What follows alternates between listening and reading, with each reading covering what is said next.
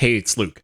After using Serum 2 for a little while now, I realized that there's so many things I like in here. This video idea started as my top 5, then it became 10, and now it's 15. So here are my 15 favorite brand new features in Serum 2. The first one is multiple instances of effects.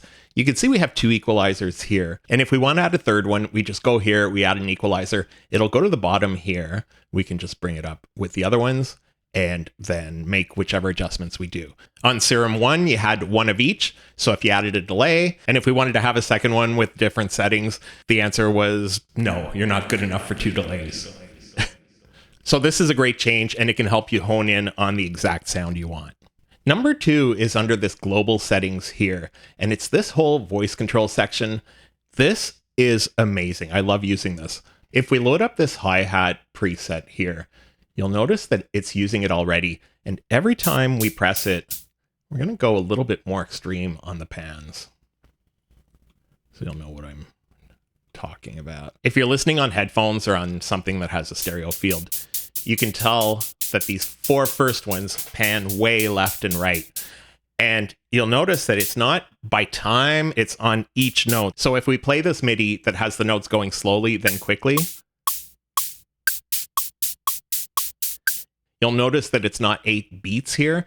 It's every instance, every time that note is pressed, that's when it'll trigger the next number. It can be really interesting. You've got things like detune and cutoff. You can make it affect only specific oscillators. You can do a whole lot with this, and it's just a great new tool that's in Serum 2. This doesn't just work with hi-hats or drums. It works on anything in Serum. While we're talking about drums, there's a new section here, a new folder called Drum Kit, and these are full drum kits built right into Serum.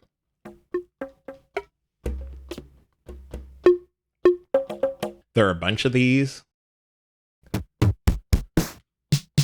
I'm noticing that they're not all mapped the same way, so some of them you'll have to work at finding which notes are which drums, but this is a full kit here that you can make a whole drum track with.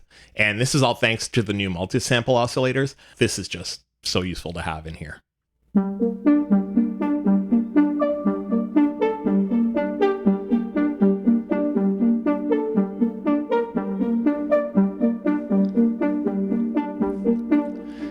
The new Arpeggiator in here is fantastic. They seem to have brought a bunch of options from Cthulhu, a different plugin from X for Records. I haven't even scratched the surface of what this thing can do. It's nice to have the Arpeggiator built right in. If you were using Serum 1 before the update, it's so weird to look at it now. It looks like stuff is missing. You may have used these chaos settings here. And basically these knobs would act like an LFO and just make the sound a little chaotic. But what they've done in Serum 2 is they've built it right into this, where you can go to the Chaos Lorenz. I guess the X is what Chaos 1 was, and the Rossler X is what the Chaos 2 was. So if we take these, you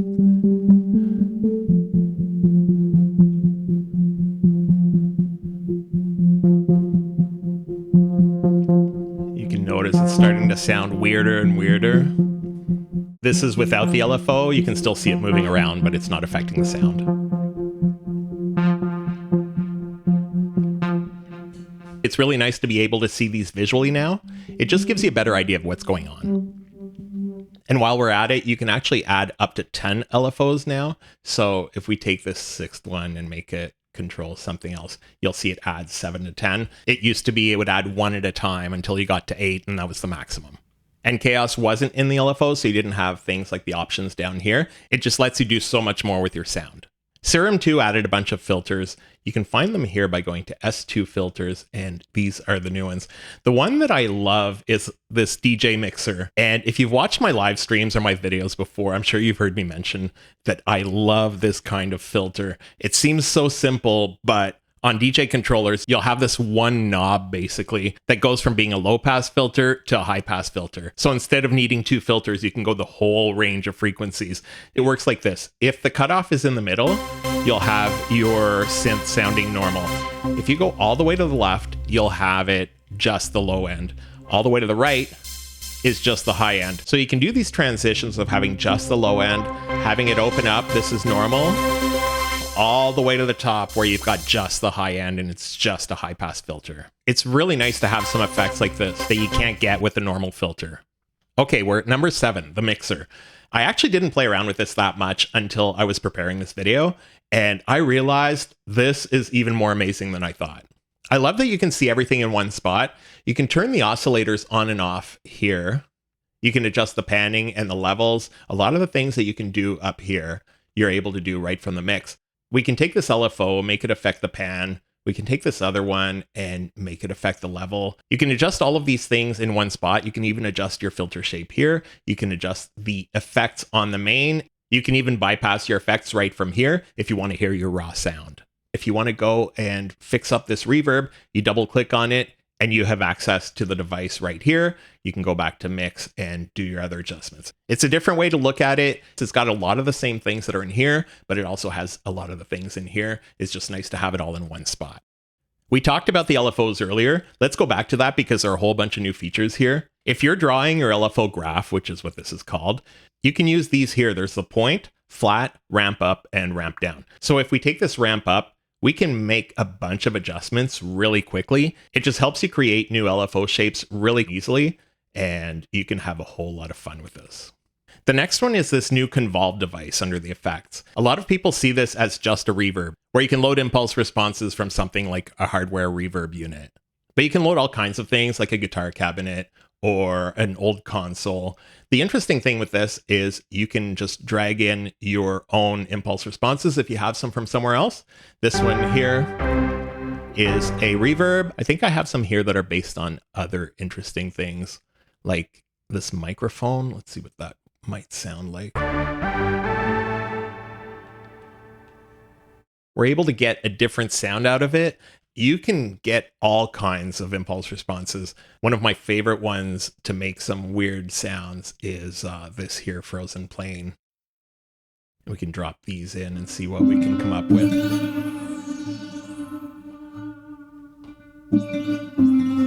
Doesn't sound the same at all.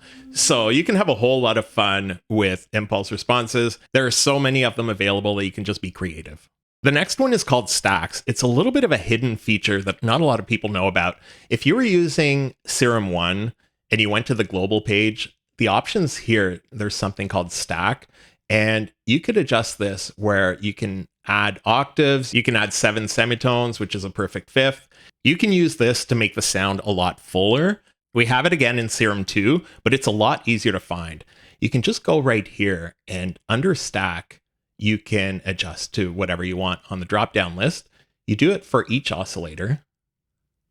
Actually, before I do that, I'll just go and let you hear what the sound is without this. So we will add it here. We'll add the same one here. And we'll do the same thing on the third oscillator here. I'm pressing the same note, but it just sounds so much fuller. It's a quick way if you're making your own presets to just make them sound huge. There's one feature I just love in this piano roll, and it's that you can make it scale aware. So if we want to do D sharp minor, we go here, we switch this to minor, and all of a sudden these notes are in D sharp minor. If we want to change them to F, we change it to F. Something else I love about this clip mode is that it can receive MIDI input. So you could just draw your notes in like this. But if you don't want to do that, you can just hit record here. And then your notes are recorded. You can adjust what you need to. It's really nice that you don't have to draw everything in. You can quantize these. And I really love this pendulum mode where it'll play to the end, bounce, and come back. So this can help you make all kinds of interesting patterns. This next one is how extensive the new Serum manual is. This is the one for Serum 1. It was 70 pages, and most of it is like huge letters, a little bit like when you're in high school and you have to make your project like 30 pages. You make the font a little bit bigger and see if you can sneak it through. I know that's not what he was doing with this, but there wasn't a whole lot in this manual. Like, it was useful, but there was a lot of stuff missing. The user guide for Serum 2 is completely different. 355 pages. It's very extensive. There's tons of stuff in here. It's really well explained. The formatting's really nice. There are some graphics to figure out what you're doing. It's even got a list near the end of a whole bunch of keyboard shortcuts, so you can go through here and learn how to do things so much more quickly. If you go through this a little bit every day, you'll be able to do so much in Serum 2. Okay, back to the plugin and into the effects. What I love is that most of these devices have a bunch of presets for the device itself, but you also have these effects for plugin chains. So we can go to drums and have lively wide drums, and it loads a bunch of devices specifically for that sound that you might be looking for. Also, these buses have effect chains that you can drop on them. You can load presets to get a starting point and get working so much more quickly. And some of these look so much nicer. Like if we go to this distortion, you can tell the audio going through. It just looks really nice. Something else that's new is preset previews. And what they say in the manual is that Serum plays an embedded preview clip, a MIDI sequence, if the preset designer specified one. Otherwise, Serum plays a fallback clip to give you a sense of the preset. And you can access that by pressing the play button here. But even easier than that, if you go up and down with your arrows, you can select different presets. But if you go left and right, you can play and stop. So the right arrow will play and the left arrow will stop it. So you can just go with your keyboard, audition a whole bunch of sounds really quickly. It's a great way to go through your sounds. If you're making your own presets and you want to set your own preview clip, it takes a little bit of work. The Expert Records website has a page called Serum 2 Preset Previews, and that'll show you how to do it. Oh, and this is new. If you hit Alt or Option on a Mac and you bypass one of these, it bypasses all of them at once. It'll work here as well. And if you go into the mixer that we were talking about earlier, it's the same thing here. You just click on the bypass here and it bypasses everything at once. It's so nice and it can make things a lot quicker. Those are my 15 favorite new features in Serum 2. I hope they can be useful for you. Thanks for watching and I'll see you in the next video.